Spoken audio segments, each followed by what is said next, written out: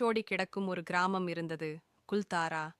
ஆனால் ஒரு காலத்தில் குல்தாரா பாழடைந்த கிராமம் இல்லை. அது ஒரு செழிப்பான சொர்க்கம்.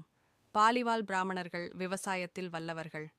பாலைவனத்தில் கூட நீரை சேமித்து தங்கள் நிலங்களை பசுமையாக்கினர். கிணறுகள், படிக்கட்டு கிணறுகள், கோவில்கள் எல்லாம் கலைநயம் நிறைந்தவை.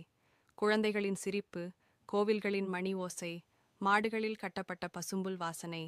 குல்தாரா உயிருடன் இருந்தது. ஆனால் அந்த அமைதி நீண்ட நாட்கள் நீடிக்கவில்லை. ஜெய்சல்மேர் அரசின் மந்திரி சலீம் சிங், அவனது பேராசையும் கொடுமையும் எல்லோருக்கும் தெரிந்தவை. ஒரு நாள் அவன் குல்தாரா கிராமத்தை வந்தடைந்தான். அவன் கிராம முதல்வரின் மகளை பார்த்தவுடன் ஆசையில் விழுந்தான். அவள் என்னுடைய மனைவியாக வேண்டும், இல்லையெனில் இந்த கிராமம் அழியும் என்று மிரட்டினான். கிராம சபையில் முதல்வர்கள் ஒன்று கூடியனர். நமது மரியாதையை காப்போம், உயிர் போனால் போகட்டும் என்று ஒருமனதாக முடிவு செய்தனர். அந்த இரவு வானம் அமைதியாக இருந்தது. ஆனால் குல்தாரா கிராமத்தில் ஒவ்வொரு வீட்டிலும் விளக்குகள் அணைந்தன. பெண்கள் குழந்தைகளை தூக்கிக் கொண்டு, ஆண்கள் தங்கள் கருவிகளை எடுத்துக்கொண்டு, 83 சுற்றுப்புற கிராமங்களின் மக்கள் எல்லோரும் ஒரே நேரத்தில் கிராமத்தை விட்டு கிளம்பினர். அவர்கள் சென்ற திசை யாருக்கும் தெரியவில்லை.